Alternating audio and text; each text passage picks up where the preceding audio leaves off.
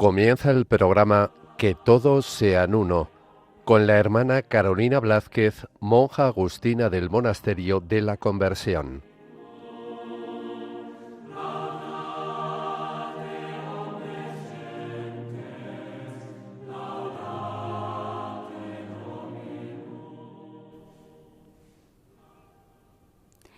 Buenas tardes, queridos radio oyentes de Radio María. Buenas tardes en nuestro programa mensual, nuestro encuentro Que todos sean uno. Hoy, de estos sábados calurosos de julio. Y bueno, ¿cómo no hacer memoria al inicio de nuestro programa y una lectura también en clave ecuménica del momento doloroso, histórico que hemos vivido hace unas semanas con la ruptura de la unidad dentro de la Iglesia Católica con motivo de las 6 ordenaciones episcopales, fuera de la obediencia y de la comunión con Roma, con el Papa, por parte de la Fraternidad Sacerdotal San Pío X. Imagino, estoy segura, que por otros caminos y también en otros programas de Radio María, este acontecimiento ha sido fuente de información y de reflexión. Pero resulta insoslayable para nosotros tratar aquí, en nuestro programa dedicado justamente a la unidad de la Iglesia, tratar de esta temática. Porque cuando hablamos, ¿no?, de la unidad de la Iglesia, hablamos como de los 3 fundamentos de la unidad, ¿no? La unidad de fe, que es la doctrina común; la unidad de culto, que es la celebración común de la fe; y la unidad en la comunión apostólica, o la unidad también disciplinar. Generalmente la ruptura de un vínculo de comunión trae consigo la ruptura de los otros y por tanto de aquí la excomunión, que es como la consolidación de la separación con la Iglesia de Roma. En las ordenaciones episcopales sin el mandato papal no se han roto o se han herido los 3 pilares de la unidad que acabamos de describir.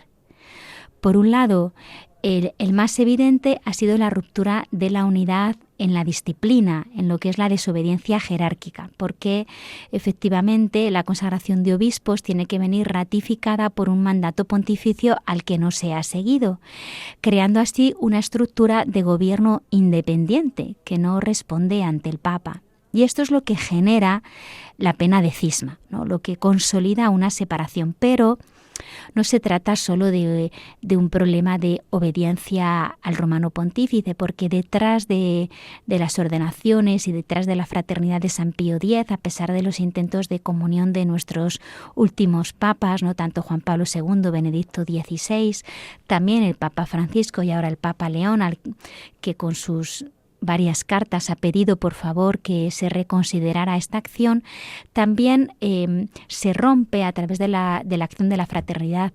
San Pío X se ha roto también la unidad de fe, en cuanto que ellos rechazan, ¿no?, el magisterio del Concilio Vaticano II, instauran una visión eclesiológica paralela, cuando ellos mismos además deciden qué enseñanzas pontificias aceptar o no, y crean, por lo tanto, una doctrina no alineada con Roma.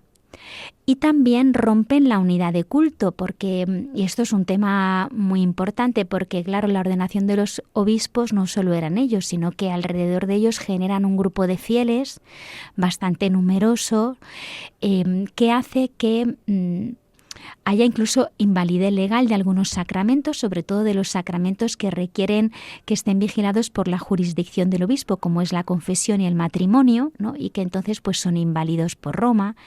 Y además las misas y los sacramentos impartidos por estos obispos y sus sacerdotes pues no tienen la aprobación eclesiástica, ¿no? Son válidos para los fieles, y esto es como una cosa muy bonita de cómo la gracia, ¿no?, incluso suple lo que de forma o de horror por el pecado del hombre puede haber, pero son ilícitos en cuanto que se hacen sin la aprobación eclesiástica. Bueno, como decía, verdaderamente es un dolor lo que hemos vivido. porque estamos en un tiempo en el que nos damos cuenta que la división, los enfrentamientos entre nosotros, aunque somos conscientes que a lo largo de la historia ha habido, pero lo que son es un antitestimonio. Hemos hablado mucho de ello en nuestro programa en las sesiones anteriores, el antitestimonio de la división. Y yo creo que el modo para nosotros, ¿no?, de asumir esto, siempre lo decimos, uno es el dolor, dolernos por la división, no ser indiferentes a ello y responder a la división con humildad, ¿no? Con humildad no significa no hacer nada, sino al contrario, no reaccionar y apostar por la unidad, por el diálogo, la conversión continua, por la capacidad de estar abiertos a una ayuda fraterna, a corregirnos unos a otros, a vivir a la obediencia de nuestros superiores, para que pues realmente, además, conscientes de que las acciones que cada uno de nosotros hace no solo tienen repercusión para nosotros, sino que además tienen una repercusión muy, muy fuerte para los demás y puede incluso arrastrar a otras personas, ¿no?, a la propia confusión o a actos también contrarios a la fe. Bueno, pues entonces nosotros estamos justamente en estos últimos programas, ¿no? Llevamos varios programas dedicados un poco a hacer como la reflexión de la división, de la historia de las divisiones, y hemos dedicado muchos programas, o varios, a hablar de la división de Oriente, y ya el programa pasado estuvo dedicado a la figura de Lutero como iniciador del cristianismo de la Reforma en Occidente. Bueno, pues este programa, en lo que es su ámbito formativo y también como hilo de fondo, ¿no?, vamos a acercarnos a otros dos grandes reformadores que siguieron los pasos de Lutero y que dieron lugar a dos grandes comunidades históricas de las iglesias protestantes, que va a ser el calvinismo y el anglicanismo. Y para introducirnos en este tema y captar el espíritu de la Reforma, con esta intención también de acercarnos a los hermanos separados desde una visión ecuménica, intentando entenderlos, ¿no?, primero intentando entender, ¿no?, cuál es su espiritualidad, los fundamentos teológicos, cómo ellos viven la vida cristiana, vamos a tener nuestro primer momento de audición. Y vamos a escuchar una canción conocidísima de todos nosotros, Amazing Grace, Sublime Gracia es la traducción, sublime, enorme gracia, ¿no?, que está compuesta por un clérigo calvinista, porque además vamos a hablar primero del calvinismo, ¿no?, John Newton. Y sus primeras estrofas reflejan la visión teológica de que el ser humano necesita ser rescatado por Dios, algo central en el cristianismo, la experiencia de la salvación por Cristo. Este himno apareció por primera vez en un sermón de Año Nuevo, de 1773. Y verdaderamente es uno de los himnos más importantes de todos los tiempos. Se ha convertido como en un himno universal. Es preciosa la historia que hay detrás de él, porque este John Newton, el compositor, era un marinero que trabajaba en un barco negrero como traficante de esclavos, y en una tormenta que hubo en alta mar vivió un momento muy fuerte viendo la fugacidad de la vida, que le llevó a reflexionar sobre su vida y su alma, y lo transformó, se convirtió, ¿no?, dejó el comercio de esclavos, comenzó a estudiar teología y llegó a ser ordenado ministro de la Iglesia de Inglaterra, ¿no? Y fue allí, ¿no?, siguiendo las doctrinas, es verdad, anglicanas, pero de corte calvinista, cuando escribió este himno, que es un himno de acción de gracias de la obra que Dios ha hecho en su vida.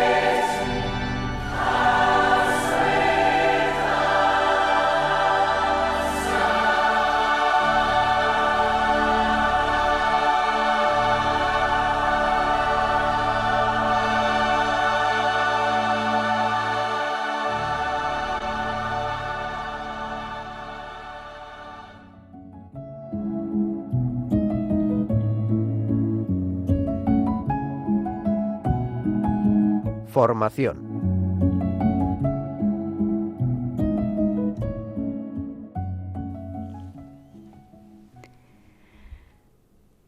El vasto movimiento que sacudió a la Iglesia en el siglo XVI con la Reforma Protestante tuvo un eco y una propagación rapidísima en otros lugares de Europa.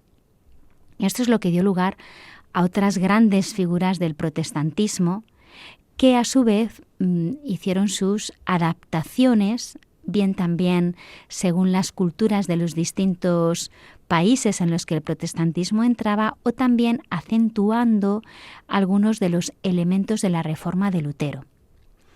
Hoy nos vamos a acercar a dos de estas grandes figuras que han dado origen a las dos grandes familias protestantes junto con el luteranismo, que son los calvinistas o reformados y el mundo anglicano.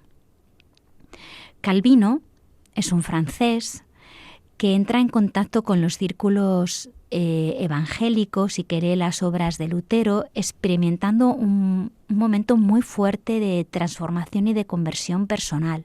Él mismo lo denomina así. La verdad es que, si os dais cuenta, también lo vimos el mes pasado, la Reforma Protestante está muy ligada a estas experiencias fuertes personales de encuentro con Cristo, que explica este principio subjetivista, ¿no?, y emocional, que a su vez funda el principio de la libre interpretación o de la fe personal. Es fundamental para ellos esta experiencia singular, no vivir una fe formal, externa, basada en una tradición, para vivir una experiencia absolutamente viva, cordial, individual, lo que nosotros hoy llamamos conversión. Ellos rompen este equilibrio entre una fe que se recibe en la comunidad y que se vive en la tradición y que a la vez se asume personalmente, para enfatizar esta dimensión estrictamente individual. La conversión de Calvino ocurrió entre 1530 y 1533, o sea, es contemporáneo con Lutero, y él lo denomina incluso una experiencia de conversión súbita, así la llama. Era un hombre bastante reservado con su vida privada, pero rompió el silencio sobre su conversión personal haciendo un comentario sobre los Salmos, donde describió cómo Dios intervino directamente en su alma. Y los aspectos, normalmente además, estas experiencias personales luego explican o se reflejan en los fundamentos teológicos o aquellos en lo que estos grandes figuras del protestantismo luego enfatizan en sus propias comunidades o en las comunidades que ellos crean, ¿no? Lo primero es que Calvino confiesa que había una resistencia en él muy fuerte a todo lo que eran las ideas de la Reforma, ¿no? Él habla como de una resistencia inicial, que estaba totalmente entregado a los principios de la fe católica, pero que este cambio, por lo tanto, no vino por una decisión intelectual, no vino porque él tuviera una transformación en la mente, como a lo mejor también sucede con Lutero, aunque también sabemos que existe la gracia que Lutero recibe en la torre, ¿no? Sino que Dios dice que transformó su corazón, sintió como la mano de Dios, ¿no?, lo domó de forma imprevista. Y entonces vive un momento de iluminación, que lo compara como con un rayo de luz que le hizo darse cuenta del abismo de los errores en el que se encontraba y también en el caos en el que se encontraba espiritualmente. Y esta experiencia íntima pues va a consolidar su convicción absoluta de que la salvación depende por completo de la soberanía de Dios y que la gracia, cuando actúa, pues es irresistible y arrastra, ¿no?, a la criatura.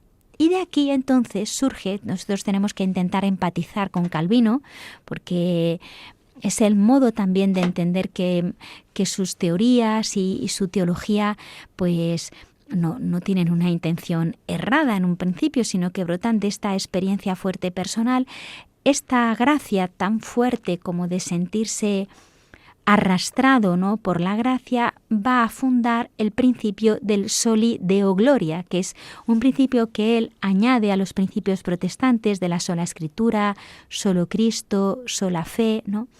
El soli deo gloria, que va a diferenciar la teología calvinista de la luterana, ¿no? Va a enfatizar, ¿no?, la absoluta soberanía de Dios y su acción en nuestra vida de una forma, podríamos decir, como incontrolable e imprevisible, que incluso para Calvino se impone a la libertad del hombre, ¿no? Y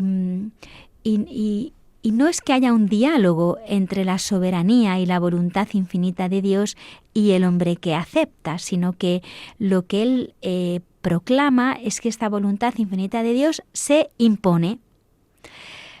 La visión o la perspectiva desde el otro lado de la moneda es que el hombre, claro, va a ser un mero espectador del actuar libre y soberano de Dios. Y esto, aplicado al tema de la salvación, concuerda, por un lado, con la teología protestante de la no colaboración a la gracia, y para Calvino esto va a tener como un paso más hacia adelante y va a consolidarse o va a precipitarse en la doctrina de la predestinación, es decir, Dios a algunas personas las salva de forma poderosa, indiscriminada además, no sabemos por qué, no en virtud de nada, ¿no?, porque es esta gracia que se impone, independientemente de las obras, porque las obras nos salvan, incluso independientemente de la razón, porque la voluntad de Dios está más allá incluso de nuestros propios racionamientos, no puede ser entendida. Por eso es absolutamente libre, ¿no?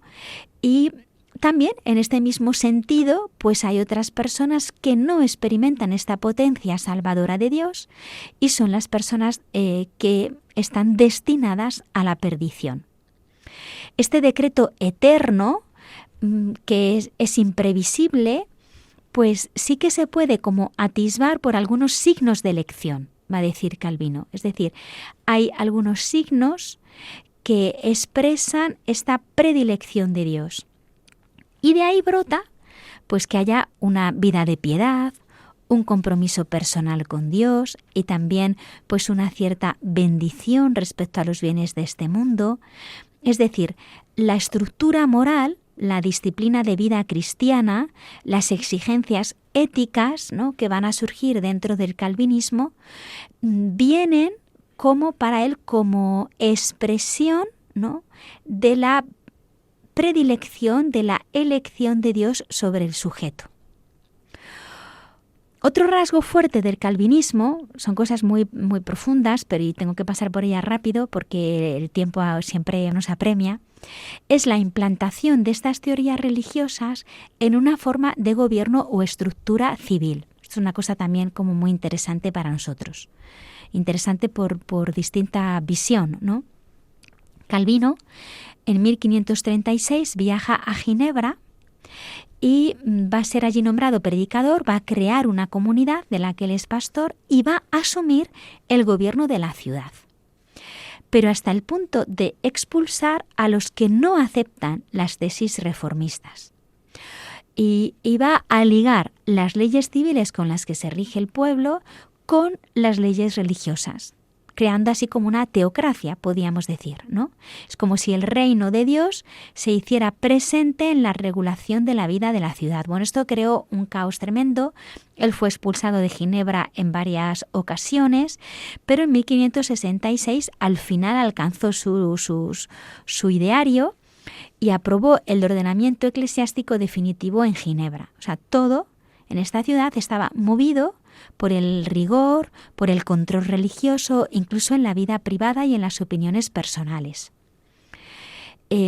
Ciertamente, para nosotros esta visión teocrática, esta imposición de las normas religiosas en el ordenamiento civil resulta algo, sí, como que no responde, ¿no?, a nuestras comprensiones también del respeto a la libertad de conciencia, a la libertad religiosa. Calvino va a desplegar un cristianismo muy activo, muy comprometido social, políticamente, que incluso un poco parece que contradice como los principios protestantes, que buscaban como esta fe más de piedad, ¿no?, y más individual, subjetiva y emotiva. Dice todo el mundo que Ginebra es una maravilla y que yo no he tenido la ocasión de ir, ¿no?, y que es una ciudad donde se percibe la huella de Calvino y del calvinismo. Pues si alguno tiene oportunidad, ¿no?, de cuando hace sus planes de verano, de acercarse por allí, pues será algo interesante, ¿no? Otra rama del protestantismo, que también surge como reforma de la propia reforma de Lutero, va a ser el nacimiento de la Iglesia de Inglaterra. Ya los escritos de Lutero habían entrado en los círculos intelectuales de Cambridge, aunque realmente lo sabemos, lo que separó a los ingleses de la comunión con Roma fue la problemática entre el Papa y Enrique VIII. Enrique VIII había recibido el título de defensor de la fe y era también, como Calvino, ¿no?, un opositor férreo de las doctrinas de Lutero y se había ligado a la defensa de la comunión con Roma. Pero, como sabemos todo, el matrimonio con Catalina de Aragón, del que habían nacido 5 hijos y de los cuales solo sobrevivió una niña, María Tudor, hizo que el rey, ¿no?, además que se enamoró de Ana Bolena, una dama de la corte, pidiera al Papa que anulara su matrimonio anterior y reconociera un nuevo matrimonio con Ana Bolena. Y esto generó una división en el episcopado inglés. Por un lado, Cranmer va a ser el que va a apoyar a Enrique VIII y aceptar y promover la nulidad matrimonial, que Roma no acepta. Cranmer va a ser nombrado arzobispo de Canterbury, va a ser quien va a declarar válido el matrimonio del rey con Ana Bolena, y esto va a generar poco a poco un enfrentamiento, ¿no?, entre el Papa y Enrique VIII, que va a llevar a la excomunión y a la proclamación del rey de Inglaterra como cabeza de la Iglesia de Inglaterra. Yo creo que para nosotros, con nuestra mentalidad, me parece, yo al menos soy una monja católica y tenemos como que enfocar este cisma y la crisis desde una perspectiva de Estado. Probablemente también haya un capricho del rey, una problemática personal, pero que ello haya arrastrado a todo un país, ¿no?, a generar una nueva rama separada de Roma y dentro del protestantismo, tiene que ver con la idea de la soberanía e identidad nacional que los ingleses vieron en ese momento amenazada por la crisis sucesoria y que entendían que era como un deber de Estado. Además, el rey argumentaba que su matrimonio con Catalina de Aragón, que era viuda de su hermano, que era realmente el rey que tenía que reinar, violaba, ¿no?, el Levítico, estaba maldito por Dios. Él utilizaba como algunas pruebas teológicas para fundamentar su invalidez. Pero ciertamente aquí hay un problema de soberanía nacional contra la interferencia extranjera.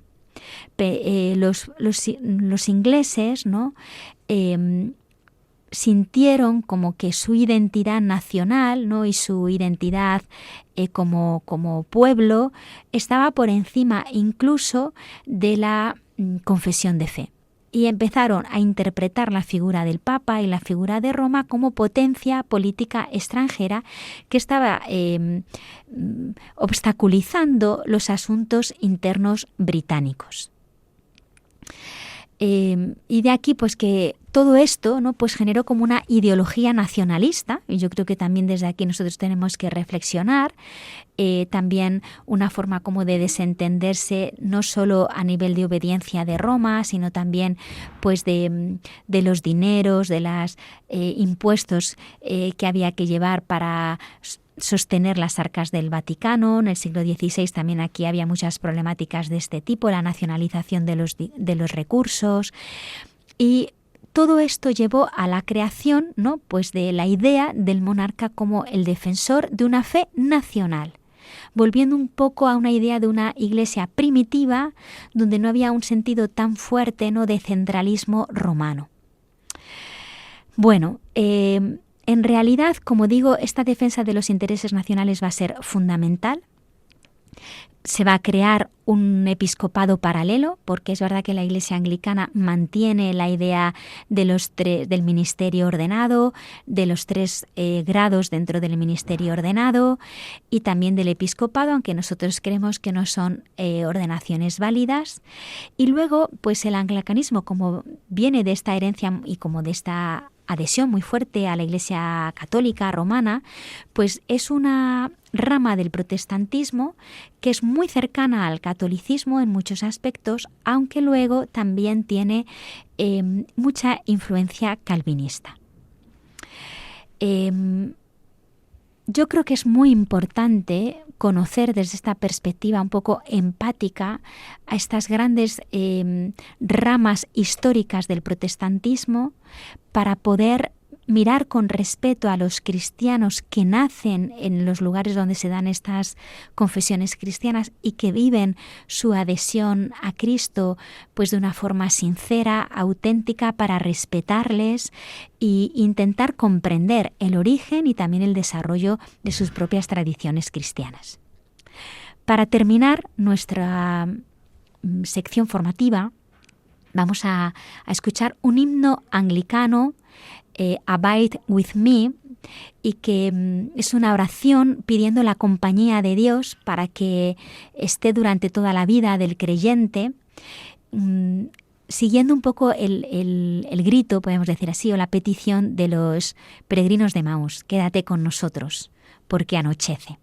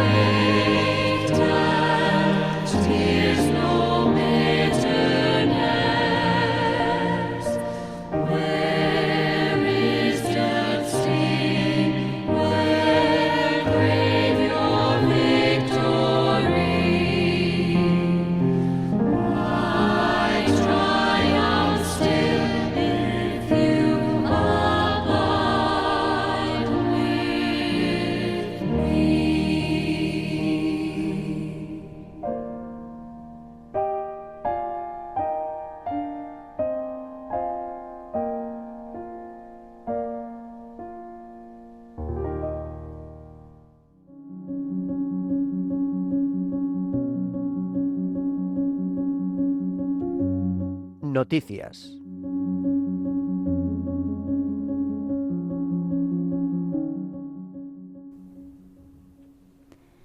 En nuestro espacio de noticias de este mes, quiero primero, igual lo hice el mes pasado, proponeros alguna lectura y película para este tiempo de verano. y luego ya pasamos a una noticia concreta que os quiero dar, que además va también a dar paso con la entrevista que vamos a tener hoy. En relación con el tema que hemos tratado, os quiero proponer la lectura de un libro genial, extraordinario, que se llama Castellio contra Calvino. Castellio contra Calvino, y que está escrito por un grandísimo escritor austriaco, para mí uno de mis preferidos, ¿no? Stefan Zweig, que se escribe, lo voy a deletrear porque es muy sencillo, Z-W-E-I-G. Z-W-E-I-G. Bueno, Stefan Zweig es un grandísimo escritor, narrador, y escribe muchas biografías. Es famosísima su biografía de María Antonieta, pero este libro concreto narra el choque ideológico y moral entre Juan Calvino, que gobernaba Ginebra, ¿no?, con este régimen teocrático y autoritario que hemos descrito, ¿no?, y Sebastián Castellio, que es un humanista, teólogo, que se convirtió en el primer gran defensor moderado de la tolerancia religiosa y la libertad de conciencia. El libro se centra en los sucesos de 1553 en Ginebra, cuando Calvino ordena arrestar y quemar vivo en la hoguera al científico y teólogo español Miguel Servet por el delito de herejía, puesto que él negaba la Trinidad.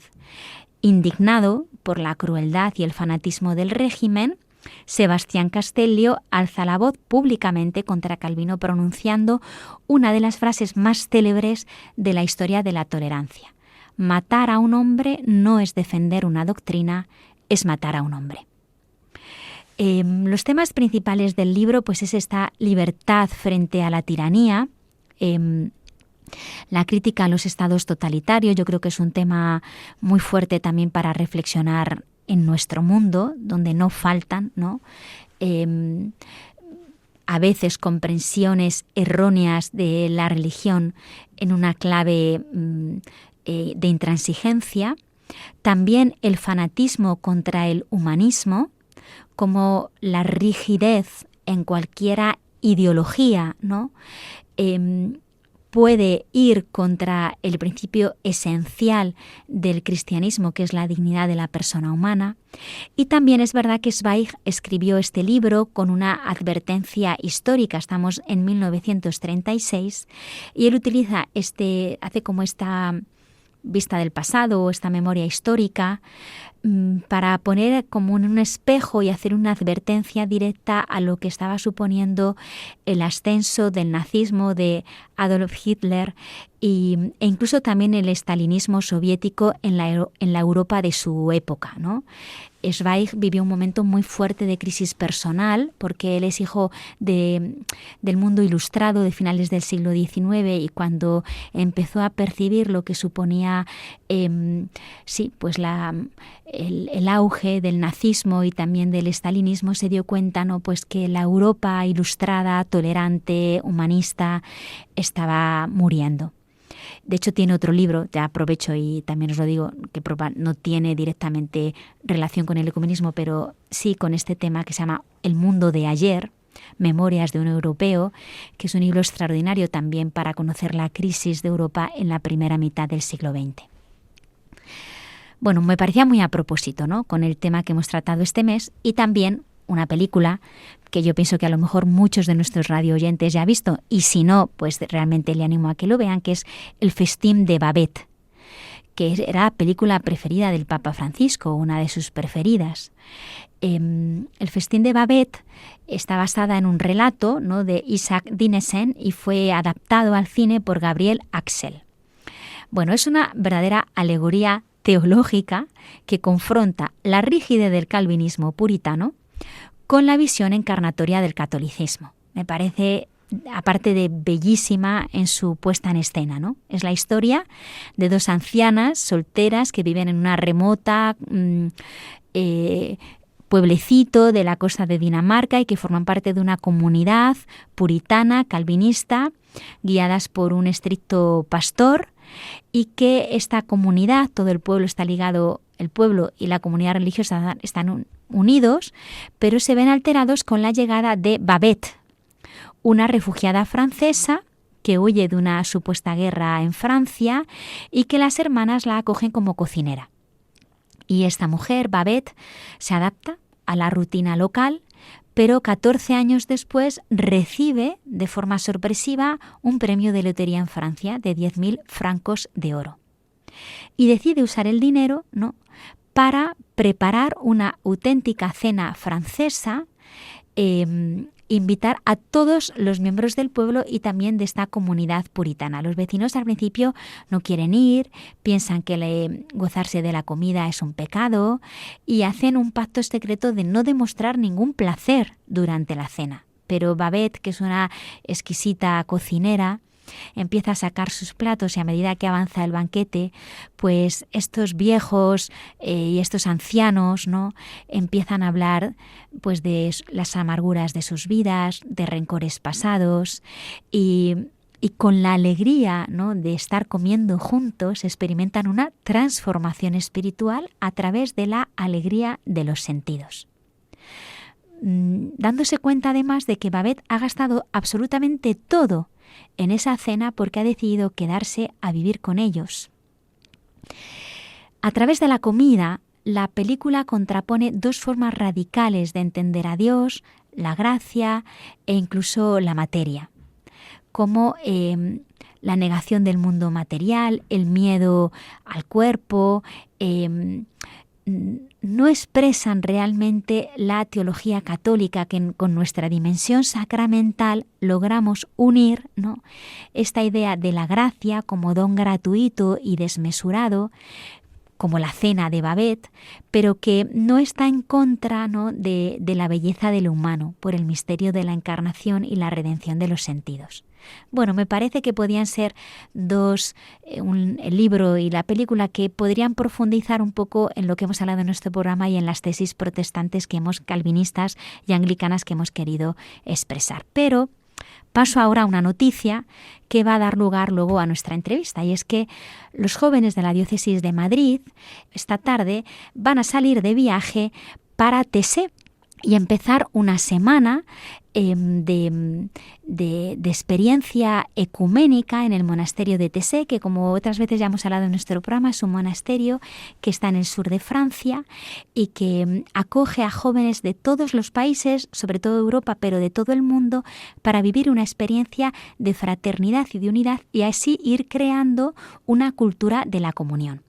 Y vamos a tener la alegría de poder tener un momento de diálogo con Luis Felipe, que forma parte de la delegación de jóvenes de la Archidiócesis de Madrid y nos va a explicar un poco en qué va a consistir esta semana.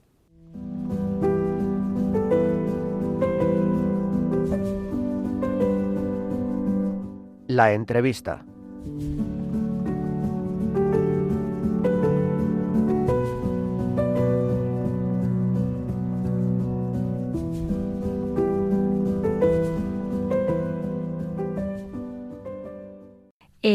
Tenemos la alegría de que esté con nosotros, tener un ratito de diálogo con Felipe, que forma parte de la delegación de jóvenes de la Archidiócesis de Madrid.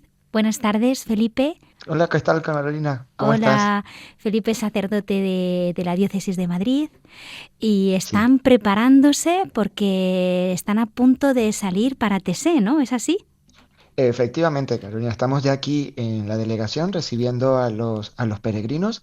Vamos a tener ahora un momento de oración. Nos vamos a juntar todos antes de irnos para tener el envío como peregrinos hacia Tessé. Y si Dios quiere, ya pues para mañana en la mañana estar llegando a Tessé todos juntos. Qué bien. A vivir esta experiencia. Qué bien. Felipe, mira, yo sé que ir a Tessé, pues no sé cómo decirte, forma parte como de una iniciativa, de una intención. Cuéntanos un poco cómo surge esta propuesta, qué pensáis vivir allí, cómo se va a desarrollar la semana. Cuenta un poco a los radioyentes qué significa la experiencia Tessé. Perfecto. Mira, hace unos años se iba mucho desde Madrid a esta comunidad de TC.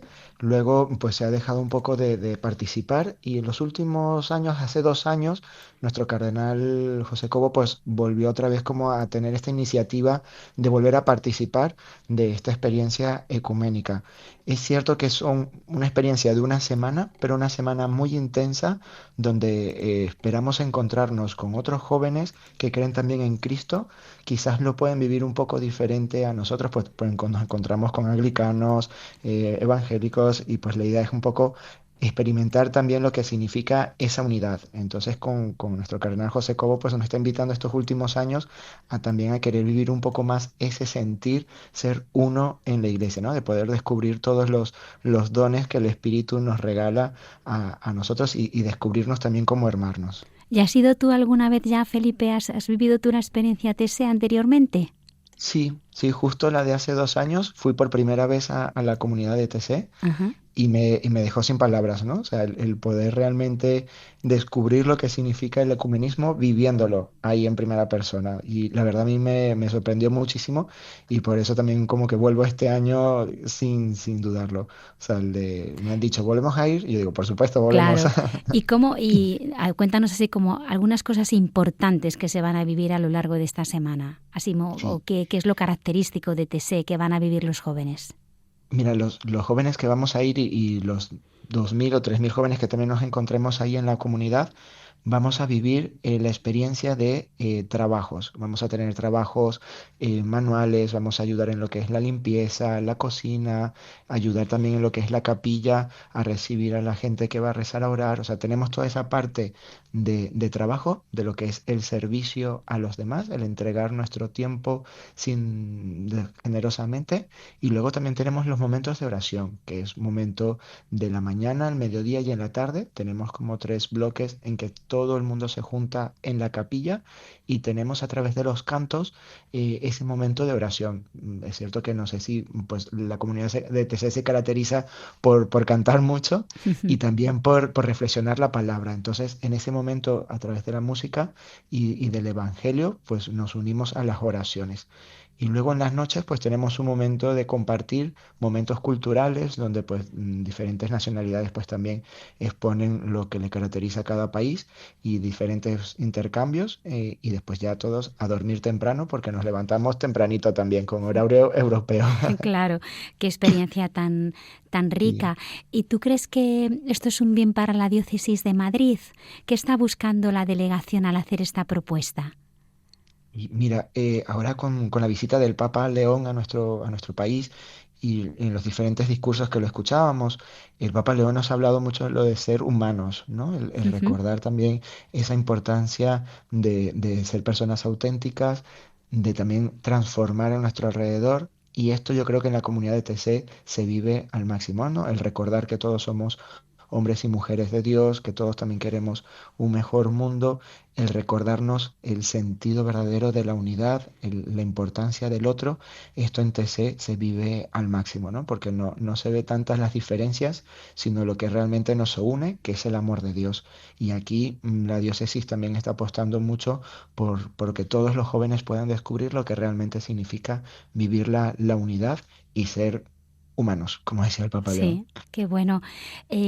Felipe, tengo entendido que una vez al mes hay una oración de TSE en la catedral. ¿Sabes si esto va a continuar en el próximo curso? Si podemos animar a los jóvenes a participar. Sí, sí, sí, efectivamente. Este año, en este curso, la catedral nos ha ofrecido todos los jueves un momento de oración de algún carisma en especial. Y creo que eran los terceros o los cuartos viernes de cada mes, se juntaban los jóvenes para vivir la experiencia de TC. Entonces, esta propuesta va a continuar también el curso que viene. Sabemos que es como muy difícil a todos irnos hasta TC, por eso pues Ujú. en Madrid también se va a ofrecer la oportunidad en la catedral de poder vivir una hora de oración a través de los cantos y de la reflexión de la palabra. Esto esperemos pues que sí, la intención es continuarlo el año que viene, Qué los bien. cuartos viernes, si no me equivoco, de cada mes. pues lo empezamos a anunciar, aunque todavía estamos Perfecto. en el inicio casi del verano, pero lo Sí. empezamos a anunciar.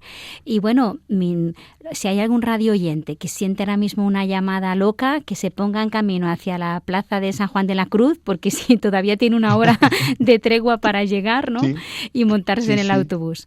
Y los Pues demás, casi que no lo duden. eso es, los demás os acompañamos rezando por vosotros, que sea Eso. que no tengáis ningún problema en el viaje, que es muy largo, ¿no? Amén. Eso Amén. es. Sí, son unas Y 14 horitas más o menos, eso es, 15 horas. y que sea un tiempo de gracia y que todos estos jóvenes luego pues se conviertan en semillas de unidad. Muchas gracias, Eso. Pues muchas Felipe. gracias a ti, Carolina, muy amable. Un abrazo, Hasta buen viaje, luego. unidos. Gracias.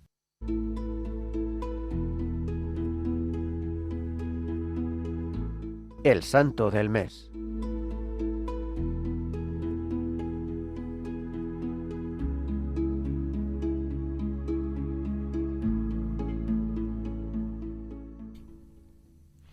Bueno, pues ya lo hemos celebrado, pero el santo de este mes, el santo con una perspectiva ecuménica, es San Benito, que lo celebramos el 11 de julio y es un santo de la Iglesia Unida, porque es un santo del siglo VI, antes del gran cisma con Oriente, y aparte de esto, que viven en la Iglesia Unida del primer milenio, hay algunas otras razones fundamentales por lo que podemos hacer una lectura de él en perspectiva ecuménica.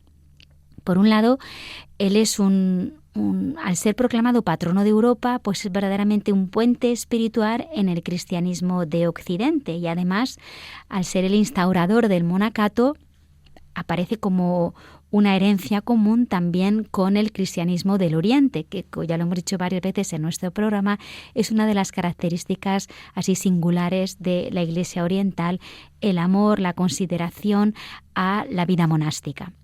Incluso en el martirologio ecuménico se conmemora el 11 de julio a San Benito en todas las comunidades monásticas, también las que son de tradición oriental. Su regla es conocida como una regla con una sabiduría monástica para el Oriente y el Occidente, porque además está inspirada en los padres del desierto, en San Basilio el Grande y también en los ascetas de Egipto y Siria. Y pues también toda la espiritualidad benedictina comparte una gran sintonía espiritual con el monacato ortodoxo, como estoy diciendo, el énfasis en el silencio, en la oración continua, en el trabajo manual, pues hace que creen los monasterios sean como espacios idóneos y fecundos para el encuentro entre los cristianos de distintas confesiones. Además, otro rasgo propio de la espiritualidad benedictina, que es la hospitalidad, ¿no? Podríamos entenderlo también como crea espacios ecuménicos, ¿no? En el capítulo 53 de la regla de San Benito, que se habla justamente de la recepción de los huéspedes, se dice que todos los forasteros que lleguen al monasterio sean recibidos como si fueran el mismo Cristo. Es decir, esta apertura incondicional a que cualquier hombre o mujer, aún más cualquier cristiano, pueda ser acogido así como un hermano. También, como para terminar, ¿no? Como os decía, en el mundo del Occidente, ¿no? Para el mundo anglicano y protestante, hay una gran acogida de la herencia benedictina, porque hay presencia de monasterios benedictinos en las regiones de Europa donde mayoritariamente la comunión anglicana o protestante está presente, y también porque su axioma benedictino ora et labora es ampliamente valorado al dignificar el trabajo cotidiano en medio del mundo, que coincide muchísimo con la teología del trabajo de la Reforma protestante.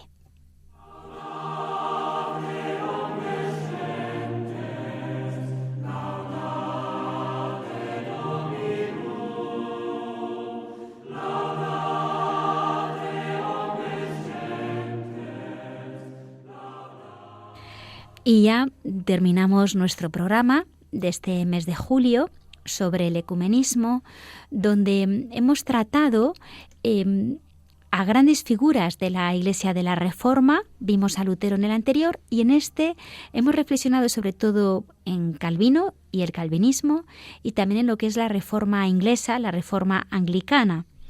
Reconociendo, intentando comprender los motivos que llevan a sus principios teológicos, a la constitución de sus propias comunidades y también con propuestas de lectura en este tiempo de verano, alguna película. La idea un poco de que la formación que damos aquí en nuestro programa nos ayude como a interpretar la realidad, ¿no? Y crear espacios de acogida, de conocimiento con los hermanos que viven su fe, ¿no? Y amor a Cristo desde una tradición y confesión distinta a la nuestra.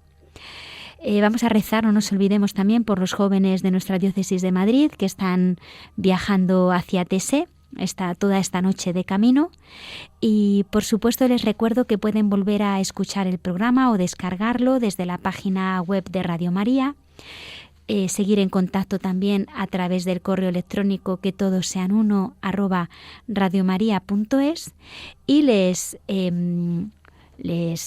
espero a todos, por supuesto, para nuestro próximo programa, que va a ser el 15 de agosto, una fecha muy importante, el Día de la Asunción de María. Un abrazo fuerte, animo a seguir escuchando Radio María y también les agradezco su presencia y su fidelidad a nuestro programa, que todos sean uno.